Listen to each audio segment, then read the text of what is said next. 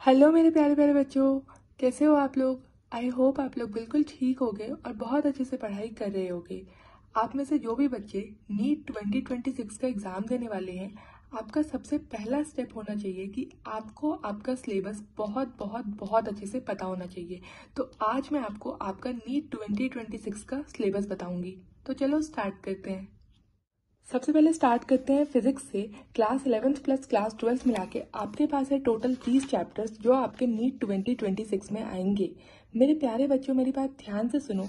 ये जो basic maths है ना, बहुत सारे बच्चे इसको इग्नोर कर देते हैं कि हमें पढ़ने की कोई ज़रूरत नहीं है, हमारा बेसिक क्लियर है, हमें आता है, हमारी मैथ स्ट्रांग है, ये है वो है। प्लीज़ ये वाली गलती बिल्कुल मत करना। रिक्वेस्ट कर रही हूँ, please please please please please.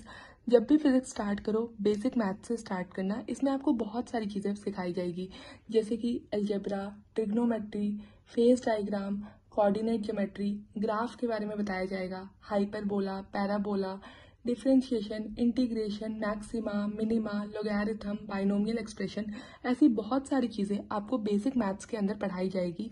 जब आप बेसिक मैथ्स पढ़ लोगे, उसके बाद ही आपको आगे की चीज़ें थोड़ी इजी लगेगी, अच्छे से समझ में आएगा, ठीक है।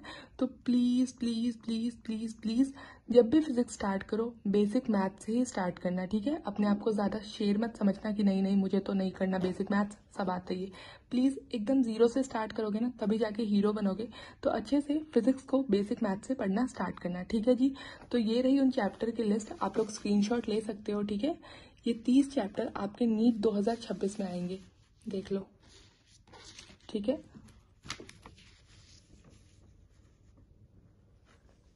अब बात करते हैं केमिस्ट्री की।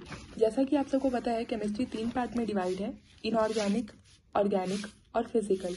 ये रहे आपके इनऑर्गेनिक के चैप्टर्स, ठीक है, स्क्रीनशॉट लेते चलो।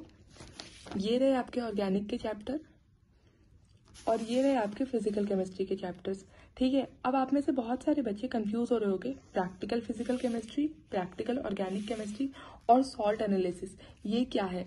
Please please please please please मेरे प्यारे बच्चों, इसकी टेंशन मत लो। इन तीनों के नोट्स आपको 20 मार्च से पहले इसी चैनल पे मिल जाएंगे, ठीक है। बिल्कुल प्रॉपर अच्छे वाले नोट्स आपको 20 मार्च से पहले इस चैनल पे मिल जाएंगे, ठीक है। इन तीनों के, practical physical chemistry, practical organic chemistry और सॉल्ट एनालिसिस। और अब लास्ट में बात करते हैं बायो की। बायो में क्लास 11th में पहले आपके पास थे 22 चैप्टर, लेकिन अब आपको पढ़ने हैं 19 चैप्टर। 3 चैप्टर डिलीट हो गए हैं, लेकिन उन्होंने क्या बोला कि हम 3 चैप्टर तो डिलीट कर ही रहे हैं, साथ में अब जो ये बाकी के 19 चैप्टर बचे हैं ना, उसमें से भी हम कुछ छोटे मोटे टॉपिक डिलीट कर रहे हैं। लेकिन मेरे प्यारे बच्चों, मेरी बात ध्यान से सुनो। वो जो छोटे मोटे टॉपिक है ना, जैसे कि इन्होंने क्या बोला कि ये वाला जो चैप्टर है, न्यूरल कंट्रोल एंड कोऑर्डिनेशन, इसमें आपको आई के बारे में नहीं पढ़ना, ईयर के बारे में नहीं पढ़ना, ऐसे करके कुछ ना कुछ छोटे छोटे टॉपिक्स इन्होंने डिलीट किए हैं इस 19 चैप्टर में से। लेकिन लेकिन लेकिन मेरे प्यारे बच्चों, मेरी बात ध्यान से सुनो। आपको इस कंफ्यूजन में पढ़ना ही नहीं है, आपको कंफ्यूज नहीं होना। आपको ये 19 चैप्टर एकदम अच्छे से, दिल से, श्रद्धा से पूरा का पूरा पढ़ना है, ठीक है, बिना कुछ भी छोड़े। अब जैसे मॉर्फोलॉजी वाला चैप्टर है, इसमें कुछ नई फैमिलीज ऐड हुई है, आपको ये अच्छे से करना है। उसके बाद ये वाला चैप्टर है स्ट्रक्चरल ऑर्गेनाइजेशन इन एनिमल्स, इसमें आपको कॉकरोच के बारे में भी पढ़ना है और फ्रॉग के बारे में भी पढ़ना है, ठीक है। तो ये 19 चैप्टर आपको बहुत ज़्यादा अच्छे से करना है, बिना कुछ भी छोड़े, ठीक है। और अगर आप बात करें क्लास 12th की, तो इसमें से भी 3 चैप्टर डिलीट हुए हैं। पहले 16 चैप्टर थे, 3 चैप्टर डिलीट हो गए, अब आपको पढ़ने हैं ये 13 चैप्टर। आप स्क्रीनशॉट ले सकते हो, ठीक है। और एक और बात मैं आपको बताना चाहती हूँ क्लास 12th के बारे में। जो फर्स्ट वाला चैप्टर है ना, रिप्रोडक्शन इन ऑर्गेनिज्म वाला, उसमें आपको 4 टॉपिक पढ़ने हैं। कौन कौन से? पहला टॉपिक सेक्सुअल रिप्रोडक्शन, दूसरा टॉपिक एसेक्सुअल रिप्रोडक्शन।